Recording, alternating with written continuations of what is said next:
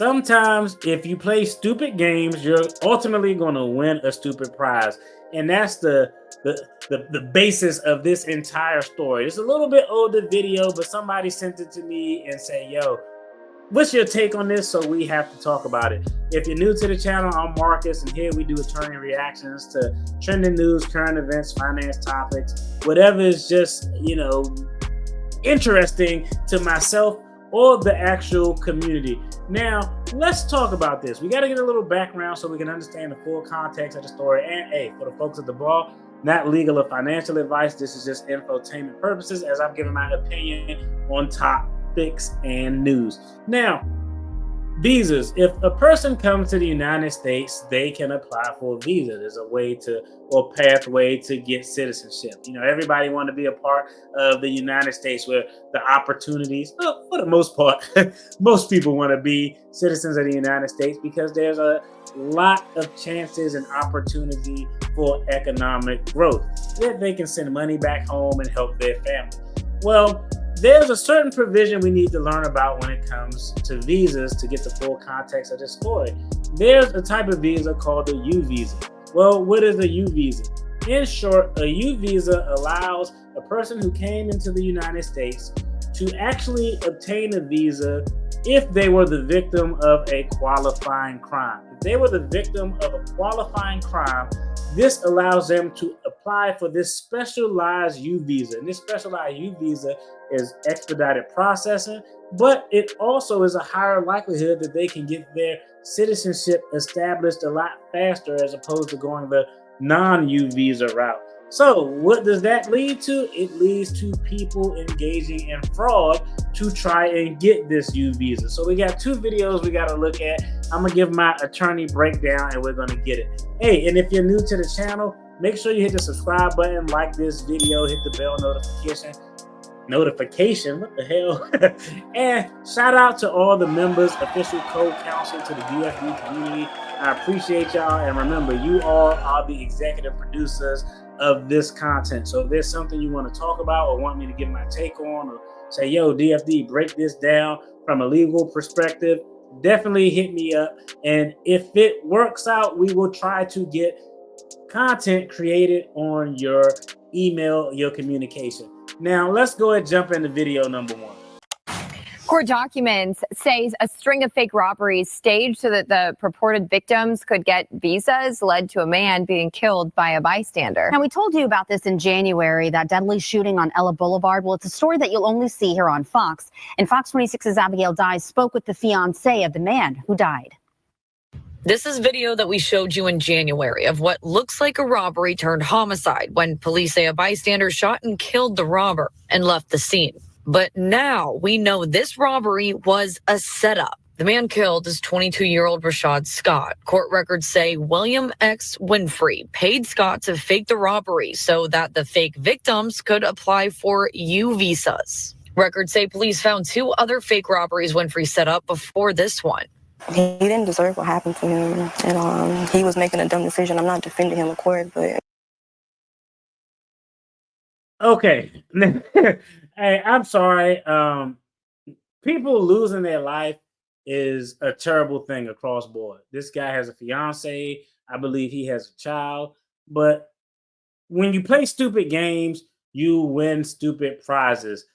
First thought is, hey, this is a robbery. Shout out to the Good Samaritan for exercising his Second Amendment right and putting in work to actually save someone's life, or what he thought was saving someone's life. We're going to talk about it, but initially, hey, the shooter, hey, the defender, I'm going to actually call him a defender. The self-defender, under the law, you have the right to protect yourself and you have the right to protect others if there's a fear of death or reasonable bodily harm. The defender had no clue that this was staged, and now the individual who was committing the bogus armed robbery is deleted, and now his fiance is on TV saying that, yo, the guy who, the defender should be prosecuted to the fullest extent of the law. I don't know. Let's finish watching this story. He didn't deserve to die. Chade Beverly, Scott's fiance, is left to raise their 2 kids alone. Winfrey is now charged with murder in Scott's death. Okay, real quick. Absolutely terrible that somebody lost his life. But when you don't know, when you engage in something, you cannot control the external third parties around it. Unbeknownst to him, he didn't know that there was a self-defender there. He didn't know it was somebody who, when they saw this bogus robbery, they were reasonably going to believe it was a legitimate robbery and were going to step in to save the life or prevent seriously body harm of another person. So it's actually terrible, but this is a prime example of the things you do have consequences, and sometimes those consequences aren't always immediate, and sometimes they are. You get to see your child, so your child can come see you behind the glass. Rashad will never see his kids again. But Beverly says she also wants to see the shooter, Jesus Vargas, charged. He's the one actually behind the trigger. He's the one who made the decision. Court document. All right, real quick. So you had the gentleman who got shot, who's the decedent, who's deleted, who was a part of this staged robbery. He's gone. He's out of there. Rest in peace. Then you have the actual individual who's the defender, Mr. Vargas. Then you have a third man who wasn't even on the scene, but he worked with the decedent to actually set up these bogus robberies so people can apply for these U visas. And what she's wanting is she wants the defender, the shooter, to actually be charged as well. He would say he told police that he fled the scene because he was on probation, meaning he wasn't allowed to have a gun. Nobody's really talking about the main issue here, and that's gun laws. They need to change. Court documents say Winfrey admitted that he and Scott were doing these staged robberies for about a year in exchange for money, saying they had even done one the night before. I don't expect people to feel bad. I don't expect people to feel sorry, but somebody still lost life at the end of the day. Have some decorum. Abigail Dye, Fox 26 News. Okay, now we got one more video that we got to take a look at. So we had the fiance of the decedent who was on the news wanting the self-defender to actually be charged. And he was on probation. Apparently, it looks like he was a felon in possession of a firearm. Now we're going to take a look at this second part of the story. Then I'm going to give the legal breakdown. And y'all let me know what y'all think in the comments. Let's get it. The fraud scheme cost him his life. He was shot and killed back in January during what police are calling a staged robbery. Tonight, that man's mother, seen here, speaking out in an interview you'll only see on KHOU 11. Troy Kless is live at the Harris County Jail downtown with what the mother had to say. Troy? Well, Len, the mom saw that same surveillance video that shows her son getting shot and killed. But for months, she says that she waited to learn exactly what happened that day. And tonight, we're learning that 2 people have been charged as a result of the investigation. I lost so much of me, losing my only son. Shaglenda Green is Rashad Scott's mom. Watching this video of her son's last moments is painful. When I saw it, it was like when he hit the ground, I heard him call me. I heard him say, "Mama, I'm sorry." Scott was 22 years old and had 2 children. Green learned that her son had been involved in an alleged robbery scheme. I still hold my son accountable, to his decision, he made at going and getting himself involved in something such as that. According to charging documents, Rashad Scott would get paid by William Winfrey to commit fake robberies at gas stations. Charging documents say the apparent crime victims could then apply for U visas to stay in the U.S. One such alleged robbery was staged at this gas station on Ella Boulevard in January that resulted in Scott's death.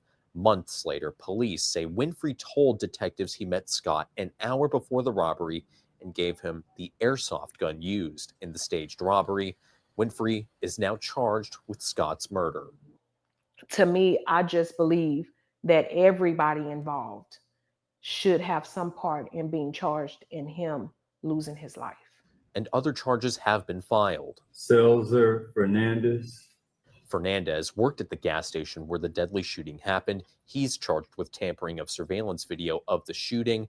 Green is hoping additional charges are filed in this case. So again, yes, my son chose and made a decision to get involved in something as foolish as what he's gotten himself involved in. But at the end of the day, he wasn't harming anybody. He didn't, really rob anybody. But Now, as for the shooter, he told police that he fled the scene because he was on probation at the time. Now, the investigation is still ongoing, and HPD has told us that additional charges could be coming in this case. Reporting live in downtown, Troy Kless, KHOU 11 News. Okay, now let's talk about it. First, we're going to talk about an update. So far, in the update, the gentleman who was working with Scott Winfrey, I believe his name, has been charged with felony murder. We heard that the surveillance footage was messed with by the store clerk. He had charges as well.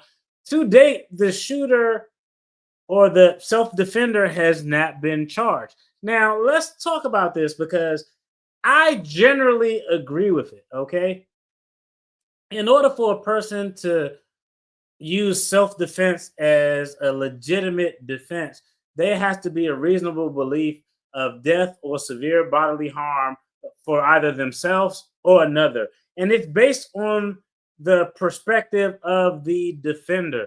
The defender in this case had no clue knowing that this was a staged robbery. So it was clearly self-defense. He thought he was doing the right thing. He thought he was being a good Samaritan and essentially saving the life of an individual, which is a big deal. Next, we got to examine, should he be charged with possession of a firearm by a felon? I'm going to agree. I'm going to say no. He should not be charged with possession of a firearm by a felon, even though he was on probation, because I think that it's just well, it's few things. The correct thing, if you're by the book, is to charge everybody with what they can be charged with. But as a prosecutor, you have to look at what you can prove and the likelihood of success in court. If this wasn't a staged robbery, if it was a legit robbery of a 92-year-old woman, of a 74-year-old woman with her small grandchild, would that change how you feel about the defender? Do you think he still should be charged? Some people will say yes. Some people will say no. I think the key thing for me is I think it would be difficult to find 12 people who all would say he's guilty of possession of firearm by a felon. Even though I think it's patently obvious, it's clearly obvious that he was a felon and he was in possession of a firearm. He thought he was saving someone's life by stopping a robbery.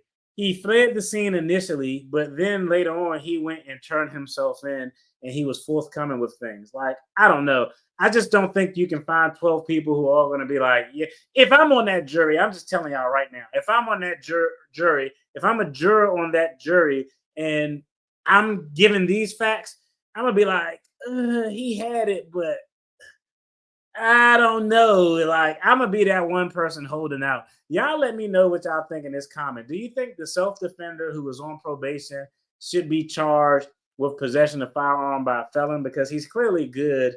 It's self-defense, no criminal charges for the actual self-defense use of force situation. But do you think he should be charged with possession of firearm by a felon?